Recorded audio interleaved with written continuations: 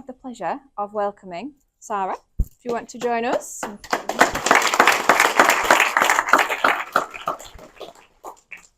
So at this point in the proceedings, there is lots and lots and lots of tools within the projects. So Sarah is going to introduce herself and then tell us a little bit about the background. Yes, good morning everybody. So my name's Sara-Jane Newman-Nutt, just about fits on the slide. I am the IT Relationship Manager for the Dudley Trust, based at Terra Firma at the FMC building in Pensnet. Brilliant, thank you. So do you want to tell us a little bit about the background to everything? Yeah, so I work very closely with the service desk, and I'm sure at some point along your journeys working for the Dudley Trust, you have also worked closely with the IT service desk. They are a central point of contact, for IT users. And no matter what role, no matter what grade, you at some point will have an IT system that you need to access or utilise. These guys answer approximately 5,000 calls a month from not only the Trust, but also from our GP community. And they are part of a wider digital IT team.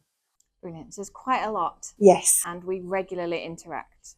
Very much so. So can you tell us a little bit about the problems? Yeah, so when I first started working with the service desk, it was apparent that they were quick to answer the phones, but actually when they answered the phone, to actually resolve that issue normally meant that there was other touch points that customer, our customer, yourselves, would have to go through in order to get that resolved.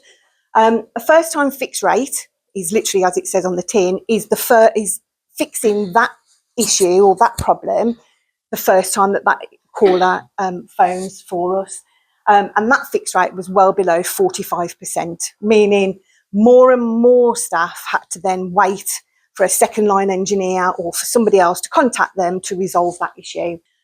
Calls were not triaged correctly, and the service desk staff themselves felt disengaged and not bringing much value to the Trust because they couldn't resolve what they needed to. And just an IT interesting fact, industry standard for first time fix rate is between 70 and 80%. And that's not just for healthcare, that's across no matter who you phone as a customer. Brilliant, thank you very much. It's very interesting and I'm sure we've all felt that. Yeah, so I knew what I wanted to do with the support of the team around us. We knew what we wanted to do, but we couldn't see the wood for the trees. How on earth do we improve this? It's a long-standing data. What do we do? How do we do it? We had lots of ideas, lots of suggestions, what we wanted to improve, but didn't really know how to. And at that time, just by coincidence, I was approached to become an improvement champion. And it was a massive ray of light in helping structure what we wanted to do. Brilliant. So, your light bulb moment, tell us about it. Talking about the light bulb moment. So I'm on my course and I'm having a lovely cup of tea, as we all just have, supplied by the improvement coaches, sitting there dunking my biscuit. And I'm on a QSIR, which we've heard about earlier in the presentations, Quality Service Improvement and Redesign course. I'm sat there and I'm thinking, right, so I've got loads and loads I want to do, but actually I need to concentrate on one thing at a time, because no matter whether you're planning to change lots of things or little things, you need a project charter in order to pinpoint exactly what you want to do. So to go on this course, you do get your project charter, and that aims what is actually the end point. So when the team were talking earlier about kata, so you can see a distance, what you want that to look like.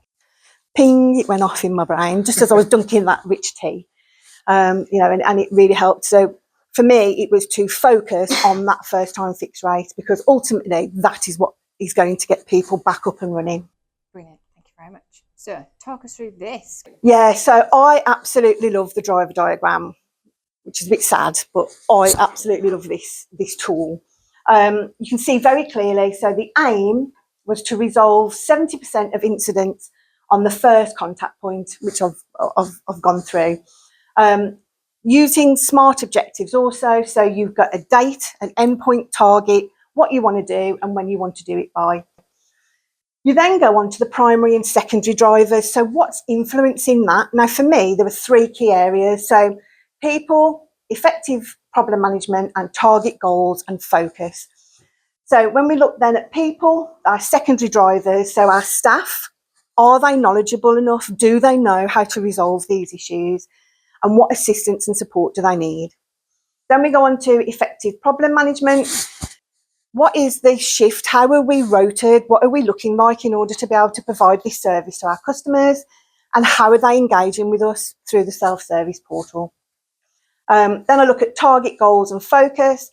So we look at answering rate. So this is basically how quick we answer the phone. Now, it's all very good answering that phone really quick, but if we're not doing anything with it, it's just a, oh, hello, you're all right. It's that kind of service, which is not what you need for your IT provider. And we also need to drive down what is causing that inbound call in the first place. So the intervention is what we're going to do.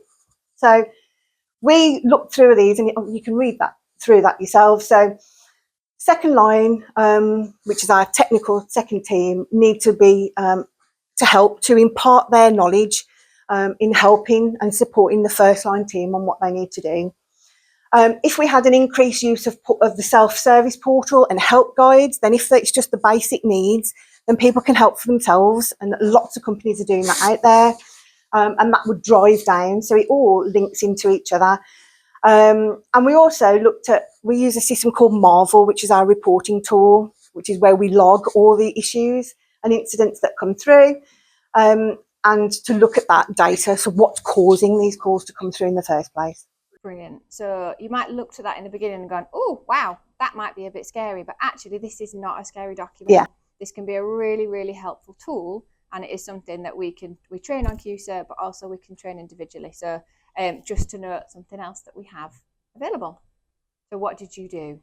Yeah, so what did we do? So after the driver diagram, we concentrated on key areas. So we utilised plot the dots, which I know other people have also mentioned that through today. So we used the information from Marvel to pinpoint the areas that had significant problem management and to go through that. We used PDSA, and we've heard this a lot today, but I think it's important that you know that it's not just for clinical use. So we've used exactly the same tools. We are we are non-clinical, and we are a corporate service, and we've used exactly the same tools in order to do that. So we reviewed. So we looked at what we wanted to do and how we were going to do it, and we reviewed that over a period of time. And utilise that time to reflect. So if we've trained staff, we need to reflect on, has that mastered, has that copied, has that got the information through to the first line in order to drive that reduction.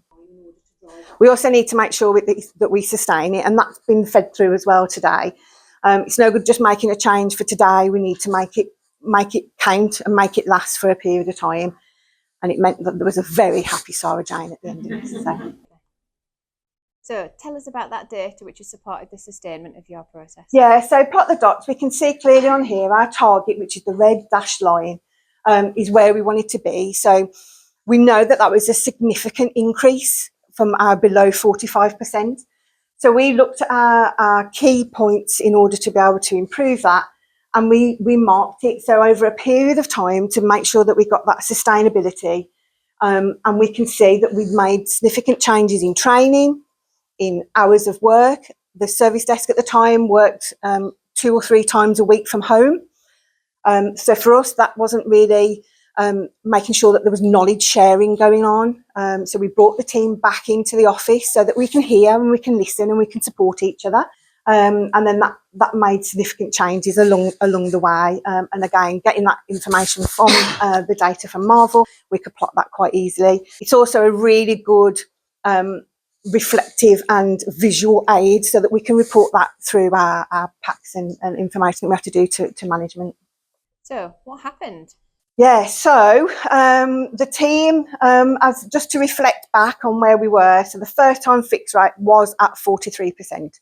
It's been a long journey, outcomes wise, so soft tech referrals, so again you can read through that. The one that I really want to call out is the case study.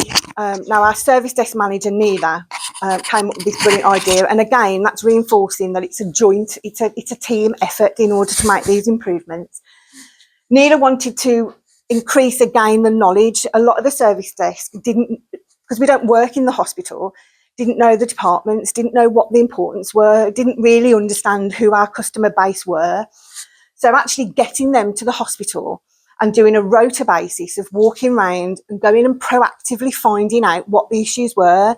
So you may have seen them, they come into the wards and they ask the lead or the clerk or the ward clerk there, are there any issues? And we understand that from your perspective, you're really busy people, and you may not always have the time to phone and report a keyboard's broken. But you know that like 20 people will be using that keyboard that day. So if we go into the wards and we say everything all right, then you've got time to say, oh, actually, that keyboard's not working. And they'll fix it and they'll get it reported and they'll get it sorted for you. So this has been a massive success, and the feedback that we've had from people within the wards and our customers has really made that big difference, and we are rolling that out on a permanent basis. So they'll be going out and you'll be seeing them along the way. Lots and lots of changes taking place. As I've said, the first time fix rate was, and it is now 73%, and that includes password resets. So that's kind of, we are where we want to be. Still loads to do. There's a continuous improvement cycle that goes at the back of this. We'll continue to hopefully deliver that value for our customers, yourselves.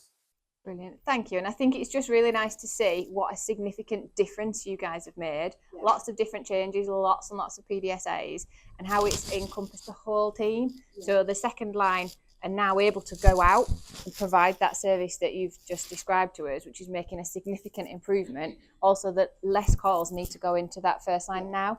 So it just means everybody can do their job a little bit easier. Yeah. Brilliant, thank you very much. So, has anybody got any questions relating specifically, whilst we've got Sarah? And not logging an IT call. Not today. Not what that's for, about the wonderful work that she's done so far. Oh, hello. Chris has a question. Hello. You mentioned in there that one of the changes you made was to bring a lot of the people that were working from home back into the office. Yes.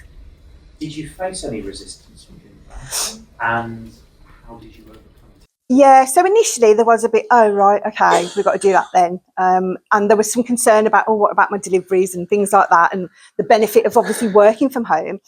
But I think it's really important that when you change, when you make a change, that you bring people along with you. People should not feel like they're having this change done to them. They should feel that they are part of that journey. So in being able to offer this service for them to learn, to gain more knowledge and to be able to support the wider trust, that actually inspired them to be able to come back in and to listen to them, and to have, we have boards up and we talk about things and initiatives and improvements that we can make. So actually with them coming through this, it was okay. And obviously if they've got an urgent doctor's appointment or something, then that flexibility is still there. Whenever you work in IT, if your shift finishes at 5 and there's a massive issue, they tend to stay over and work, as we all do really. But yeah, because they felt that they were coming along with the journey, they were fine. But had we have said, this is what you're doing, tough, then obviously that would be a different conversation.